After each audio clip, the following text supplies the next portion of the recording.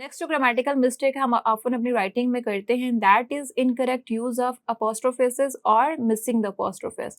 अपोस्ट्रोफेस क्या होता है? This is the punctuation mark that is used to show position और कॉन्ट्रैक्शंस। ये इस तरह से दिखता है, like you can say for example if I have to write short form of I am, तो I will use this punctuation mark which will look like this and then I will add the word M. So यहाँ पर मैंने I am को short करके I am लिख दिया। Likewise, if I have to write cannot in short form, I will write can't. So उससे पहले यहाँ पे इस apostrophes को यूज करेंगे।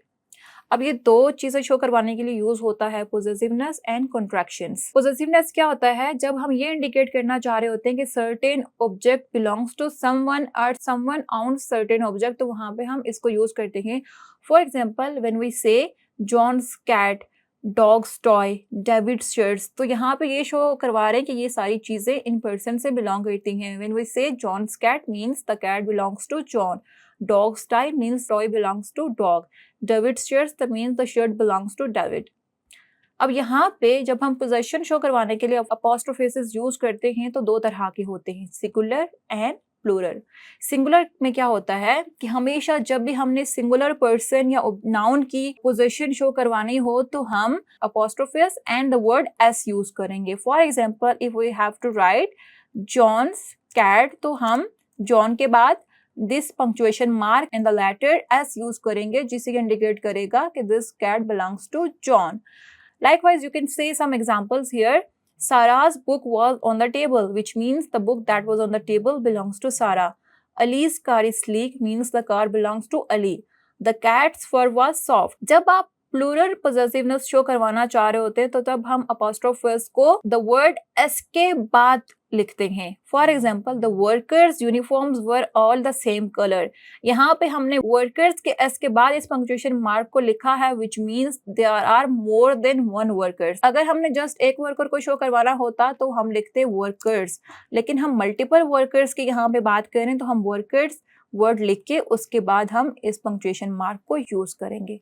Likewise, the friends reunion was a joyful occasion, which means के यहाँ पे एक से ज्यादा फ्रेंड्स है, मल्टीपल फ्रेंड्स का गेट टुगेदर था एंड उसके बाद हमने ये वाला पंक्चुएशन मार्क यूज कर दिया। बट इन द वर्ड्स जिनमें हम प्लूरल बनाने के लिए वर्ड एस यूज नहीं करते तो इस पंक्चुएशन मार्क को एस से पहले ऐड करेंगे। फॉर एग्जाम्पल चाइल्ड की प्लूरल फॉर्म इज चिल्ड्रन, तो हम चिल्ड्रन के बाद इस पंक्चुएशन मार्क को ऐड करके फिर द वर्ड एस ऐड करेंगे, which means children's toy were scattered all over, which means कि there is more than one child. Likewise, जब हम contractions में apostrophes को use करते हैं तो हम जनरली कुछ रूल्स हैं बेस पे हम उसको यूज करते हैं। For example cannot becomes can't और हम t से पहले ऐड कर देंगे, do not becomes don and then apostrophes use करके don't, and then the word I would, which means where we use the word I and then we add this punctuation mark and the word D. It shows three things: I would, I had and I should.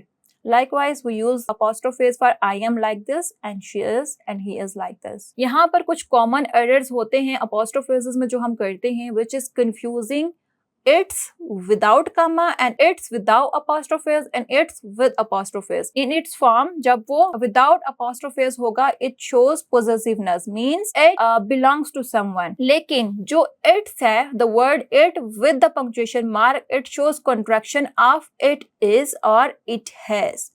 For example, it's a beautiful day will be incorrect because here we want to say it is a beautiful day, so it will be with the punctuation mark. But when we say the cat licked its paw, तो यहाँ पर हम apostrophes use नहीं करेंगे क्योंकि यहाँ पर the word it shows possession, मतलब paw किसका है? cat. So we will say the cat licked its paw. एक और जो हम common mistake करते हैं and this is confusing let's with apostrophes and let's without apostrophes. Let's with the punctuation mark क्या होता है? It is the contraction of the word let us. लेकिन जो विदाउट है ये थर्ड पर्सन सिंगुलर फॉर्म है द वर्ब लेट की। It means इसका मतलब क्या होता है कि हम किसी को अलाउ कर रहे हैं या परमिट कर रहे हैं to do something. For example let's go to the park will be incorrect, here we want to say let us go to the park, so we will write it with the punctuation mark let's Go to the park here means let us go to the park. She lets her children play outside. अब यहाँ पे जो let's word है वो verb को show कर रहा है, मीन्स कि she allows her children to play outside. तो हम यहाँ पे पंक्चुएशन मार्क को यूज नहीं करेंगे, बल्कि उसकी वर्ब की फॉर्म को विदाउट पंक्चुएशन मार्क यूज करेंगे, which becomes she let's her children play outside. Now one more common mistake that we make in using apostrophes is using apostrophes to form plurals, which is also incorrect.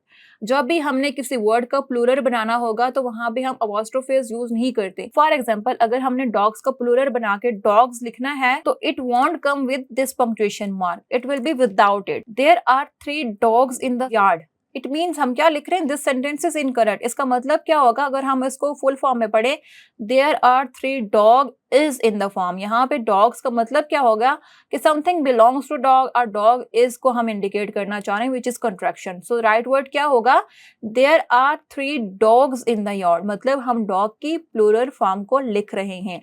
तो whenever making a plural of something, you will not use apostrophes. So this is how you correctly use apostrophes in your sentences and in your writing. Next video में मैं आपको बताऊंगी कि आप quotation marks को किस तरह से correctly use करेंगे अपनी writing में। मिलते हैं next video में।